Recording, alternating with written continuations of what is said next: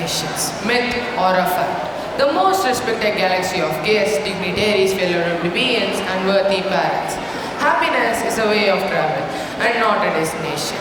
The most beautiful thing in the world is, of course, it's the world itself. I'm in love with the cities that I've never been to and the people that I've never met. And there are always flowers for those who want to see them. Here are top 7 nations' residents which has been found as the happiest by the World Happiness Report. First on the list is Finland. Finland has been ranked as the happiest nation for several years in rows now, as it has a spectacular view of the northern lights and an excellent education system. Finland is ice cold in winters, which reveals some of the stunning lakes, forests and beaches which one can enjoy in summers. Second is Denmark. Denmark used to dominate the World Happiness Report as it has a stable government, social welfare, free education and healthcare. Visitors are drawn all over from the world to Denmark for their traditional and Instagram-worthy architecture and of course their Michelin-star restaurants. The land of ice and fire. Yes, you guessed it. It's Iceland. Iceland has bagged the 3rd place in this year's happiness report. It has a spectacular view of the volcanoes and glaciers, and it's also home for some natural wonders like the Blue Lagoons and Dflix waterfalls. Every traveler's dream destination, Switzerland has secured the 4th place in this year's happiness report. The beauty of this landlocked country will leave the visitors spellbound. And you should also try some of their designer watches and delicious chocolates on your trip to Switzerland. Proceeding with Netherlands. Netherlands has secured a promising place in this year's happiness report. Amsterdam, the capital city of Netherlands, is on every traveler's bucket list. Netherlands is also famous for their cheese markets, windmills, bicycles, tulips, and their most beautiful countrysides. Next on the list is the Grand Duchy of Luxembourg, which is bordering France, Germany and Belgium, which has a high GDP, excellent wages and tax breakers, which makes it one of the most richest and the happiest nation all over the world. It is also famous for their fine wine and tranquil scenery, which can be a haven for natural lovers. Finally, Sweden. The Scandinavian nation Sweden is home for some gorgeous green space and talented artists too. It's also famous for their art, think IKEA, pop music too. And the Nordics are big coffee lovers, so you should treat yourself with a hot cup of copper and a cinnamon roll on your trip to Sweden. The statistical data is collected from all over 150 countries globally, which is then measured on a 6-metric scale. The 6 metrics are real GDP per capita, generosity, freedom to make life choices, healthy life expectancy, perceptions of corruption and social support. So let's go on with some questions.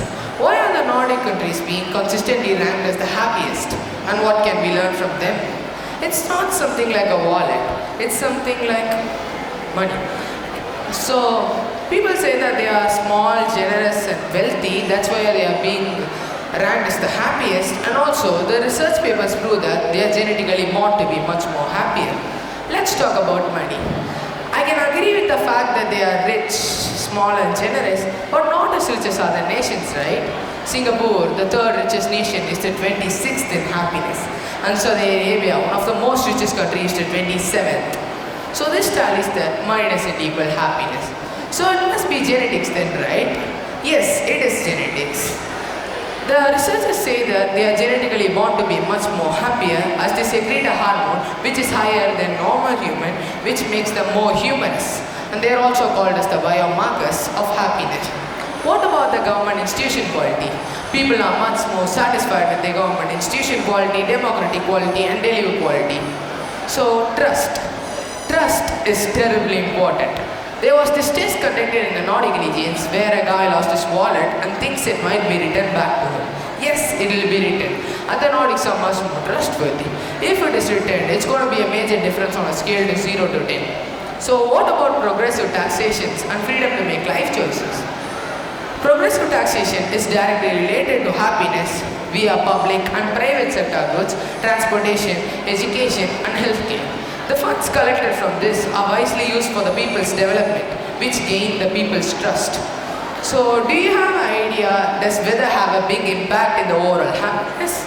No, it doesn't. Finland, the most happiest country's warmest temperature is 6.5 degrees Celsius. that was the warmest ever recorded. The Nordic winters are long, dark, damp, never-ending and everlasting. But people gradually adapt to these extreme conditions. So what can we do to be as happy as the Nordics?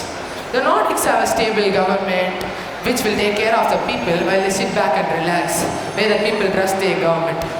Well, as the saying goes, the pastures on the other side look greener and lush.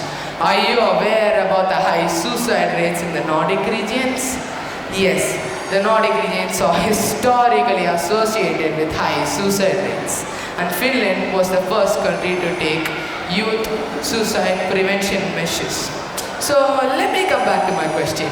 World's happiest destinations, myth or a fact? I conclude my talk quoting a famous quote from Lord Buddha.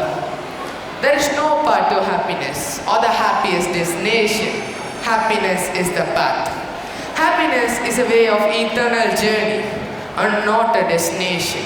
Let's all be creators and preservers of our own and others' happiness. Loka samasta sukhino bhavantu. Let all the worlds be happy. Thank you.